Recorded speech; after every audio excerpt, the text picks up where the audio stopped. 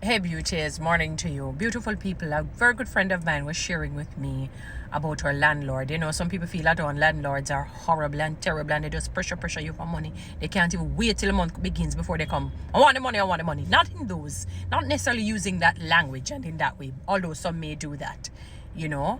But she said her landlord came to her, business landlord, and said, COVID was a rough time, especially the heights of COVID. I didn't give you a discount, didn't I? I didn't. I just said, no. Tell you what, next month, you don't need to pay any rent. She said, what? She said, you do not need to pay any rent. Now, a man like that, God is going to bless immensely, you know. You know how much money her rent is? And he says, you don't need to do that.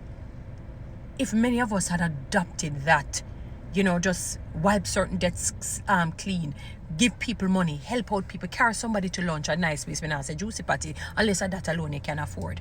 But do good, it must come back. A lot of the examples that I've heard in life of money coming to people are people who are not of the faith, and are not Christian people, are non-Christian people. And you cannot outgive God.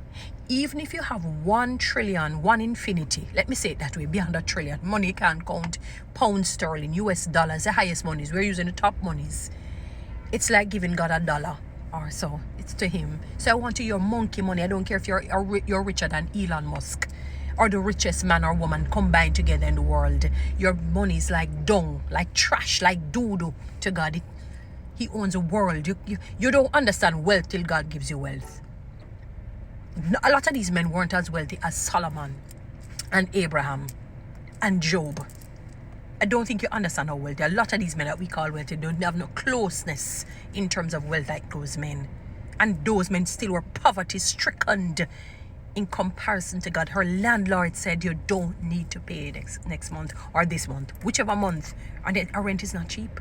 It's not a cheap rent. Not a cheap rent for the place, business place. She could not believe it.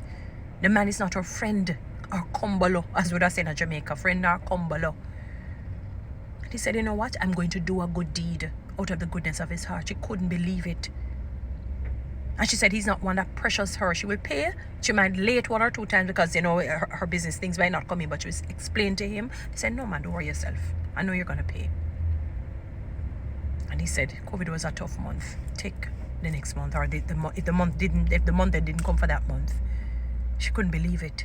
She could not believe it. I pray that many of us will employ these things and we don't do to get back, because God will automatically give you back. Remember, I've often said, do not be deceived. People only use it in the negative, but it can be the positive. God can never be mocked, you know. Whatever a man or a woman sows, that he or she will reap. If you do good, it must come back to you. You don't have to say, God do this. Him say, rather heaven and earth pass away than his word to go void, to go null, to be a lie. Remember, him don't associate himself with the characteristics of the devil. So you give to somebody grandiose, in a magnolious, great, humongous way, not sparingly, because if you sow sparingly, so you're going to reap. So when you go in and you throw your offering at the church of $50, and that gotta go multiply the $50. The $100 multiply your $100, $20 multiply your $20. But you give big, you must get back big. And let me tell you, I've often said this. It's not about money, but it is about money. If you have $1 million and you give all of that $1 million, it's vastly different than if you have $10,000 and give the $10,000. It is. Because money is so personal and precious to people, they don't let it go. If they never have exchange it, forget the goods and services, they hold on for the money and take the goods and services. That's how personal money is to people, because of how fast it can run away from you. But money is like energy. It's a spiritual thing from God. That is part and parcel, not the only reason why God says money answers all things. I've often said if you use the water in your home, it's still going to require money, because you have to pay the water bill. If I even walk down the road, I go get tired and so forth, I go take some vitamin, it will cost me money, I go buy something, if I pay up, whatever it is, no matter what I do, it still will cost money. If I drive a car, gas, the wear and tear, servicing the vehicle. So when you give, you must get it back. Sometimes God has given many of you discernment to give people, but because the person, you may perceive them to be, no, that person is okay financially, look how they dress, look how they look, but you don't even know what they're going through. Let me give a real story. A lady wanted to go to church. She did. Just wanted, she had maybe like $5 to her name. In the US, she dresses very well, looked good, like somebody who has money. And she went to church. She never had a dollar more. And God saw the sacrifices she made to go to church. And Him impressed upon a man to give her some money. And like the man with the look, it's almost like let's use Lisa Hannah. I said, Lisa Hannah? Let's use her for example. But the lady have money, she rich, she this, she that, because she's beautiful, whatnot, dresses well. What? And when he went to the woman, I said, why? I couldn't take a God, just on him with it, you know. God, you can't out-determine God. And he had to go to her and say, excuse me, please don't take this anywhere.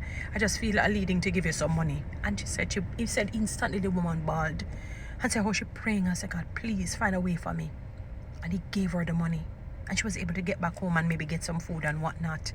And sometimes God has impressed upon you to give somebody. And no, because the person will look tear up, shabby, terrible, mash up, you feel that they don't need it. And you can have, and let me give another story. Somebody told me of a particular bank, I think it was NCB, the person worked, and the man looked smelly, he looked bad, like a little, man, what little way call him, days work man that get a little work on the construction site. Dirty, smelly, and looked shoddy and shabby. Went and did some banking. And maybe the banking didn't look like he has a lot of money. And based on how the lady treated him, like he was cleaner, like he was Lee Chin, sort of a thing, like a man that she respects. He paid for one entire week at an all-inclusive hotel, an expensive all-inclusive hotel. And he looked like somebody you don't want to give the money to, than the lady. So don't go on the outward appearance. The book of Isaiah, that a king, when he comes in, not going to judge people on the outward appearance. It is on the basis of what they express and their need. We judge too much on that. It's hard, yes. Because you look at the person and say, oh, them look so nice and whatever it is. It's very hard. All of us will be guilty of that. But don't do that. If God impresses upon you to give to the person, you give it to the person. Give it to the person. Your blessing will come. Your blessing will come. So that landlord, maybe he has something and God might just say, it's done, it's dealt with. And he wonder how. And God says He makes the rain fall on the just and the unjust. I've heard people use it in the negative, but it's for really, it's in the positive. So what He's saying is that if you follow the laws of God, whether you're a Christian or not, the blessing will come. And He's talking specifically as it relates to social laws and economic laws, predominantly. Can be even, spiritual laws, definitely. If you surrender your heart to Jesus, you're delivered and you confess Him as Christ and Lord of your life, and you follow the principles, then certain blessings will follow you, obviously. Definitely. But I'm talking about the rain falling on the just and the unjust. That is linked more from a socio-economic perspective. He makes rain. So you follow that, you give, it must come back to you. You give sparingly, so you give little. You give $50, $100, so God is going to multiply your $50 and your $100. But you give your 10,000, whatever thousand. That is why I tell people, even if the pastor fake and false, you don't worry about that. You throw your tithe and your offering. Don't worry about that. Don't put up on your thief. No, you don't need to worry about that. God will deal with that person. They can't get away from God. Whatever is done in the dark will be shown in the light eventually. So they can't escape God's wrath because they can't cheat God. Remember, as I said, do not be deceived. God can never be mocked. You do your part. Because you can't say, God, so they take the pastor a thief and liar. They say, really? He's not. Look at what he has done. So what excuse do you have now? You need to give. That's why things don't happen for many of us here in Jamaica. There's a mean spirit. A tightness. We're tight with me. I'm telling you, people. Some things that I hear other countries share that they do for people. I've never heard that in my life here in Jamaica. Not even as a testimony. Even if they call it, they don't call the names of whoever. I never heard it. I remember Kelly Clarkson said when she won the American one. Is American Idol? Yes.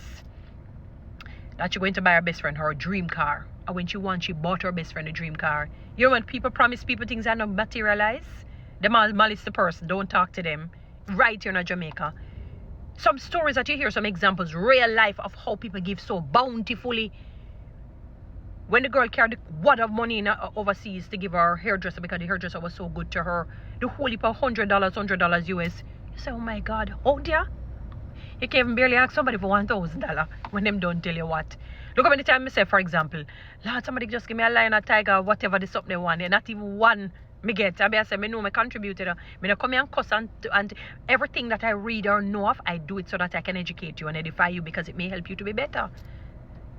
We mean yes, I do in Jamaica though, generally. But anyway, big up to that landlord. Guys, follow me on TikTok, subscribe to my YouTube channel, share this message, please.